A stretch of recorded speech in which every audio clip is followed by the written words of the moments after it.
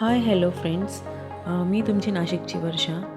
तर आज होता रविवार आणि आम्ही निघालो होतो त्रिकूट मंदिर बघण्यासाठी.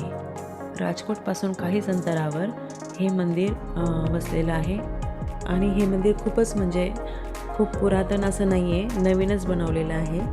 कारण इथे हे मंदिर थोडं पारंपरिक मंदिरांपेक्षा थोडं वेगळं आहे. कारण इथे कुण्या एका संप्रदायाची पूजा होत नाही, तर आध्यात्मिक धर्मनिरपेक्षताचं हे प्रतीक आहे. राजकोटचं त्रिकूट मंदिर अक्रम विज्ञानाच्या सिद्धांतावर हे आधारित आहे. ह्याचा मुख्य उद्देश भेदभाव मिटवून मानवतेला जोडणं हा आहे. मंदिरात एंटर केल्यानंतर दोन्ही बाजूला छान असं हे आपल्या शिवशक्तीचा छान मोठमोठाले मूर्ती स्थिती आहे. त्याच्यानंतर हे डाव्या बाजूला खूप सारे पुस्तके इथे विक्रीला ठेवलेले आहेत. मंदिराचा गाभारा खूप मोठा आहे.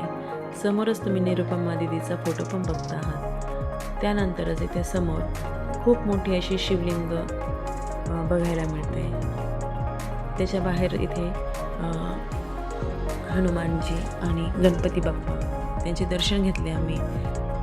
आणि दर्शन घेतल्यानंतर थोड्याच वेळात इथे आरती पण चालू होणार होती. हे मंदिर 13 मेराचं अंतर संपवण्यासाठी एक प्रयोगशाळासारखं काम करतं.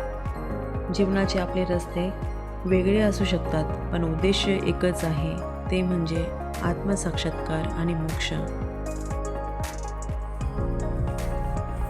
बारीबारीने इथे सगळ्या मूर्तींचं दर्शन घेतल्यानंतर थोडा वेळ शांततेत घालवला आणि हे मंदिर एवढं छान, इथे त्याचं जे वातावरण आहे ते खूप शांत आहे. मंदिराचा उद्देश एकच, जनतेला वैचारिक मतभेद संपवून एकमेकांमध्ये प्रेम वाढवणं. धर्म आपल्याला एकमेकांपासून वेगळं करण्यासाठी नाही, तर एकमेकांना जोडण्यासाठी आहे. हा इथला एक मुख्य उद्देश आहे.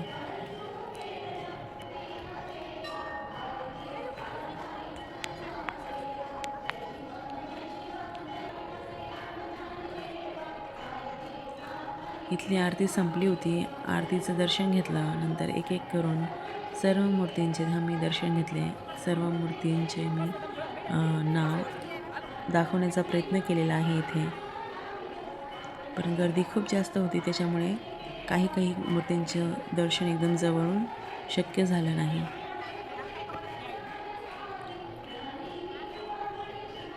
मूर्ती एवढ्या भव्य होत्या ना, की असं वाटायचं की तिथे फक्त बघतच राहावं. कारण त्यांचं जे सौंदर्य आणि त्यांचा जो शृंगार केलेला होता, खूप छान केलेला होता.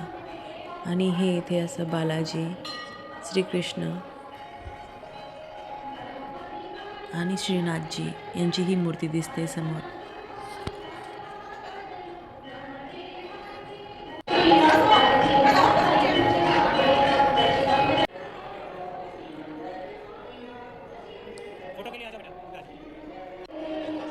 मंदिरातून दर्शन घेतल्यानंतर मंदिराच्याच बाहेर थोडंसं निघाल्यानंतर इथे साईबाबांचं पण आम्ही दर्शन घेतलं. साईबाबांची पण ही खूप छान मूर्ती इथे आहे. आणि इथे लिफ्टची पण वरती खाली येण्या जाण्यासाठी पण सोय आहे. अंबा मातेची ही मूर्ती आहे. खूप छान असं सौंदर्य मातेचं दिसत होतं. आणि इथलं वातावरण तर विचारूच नका.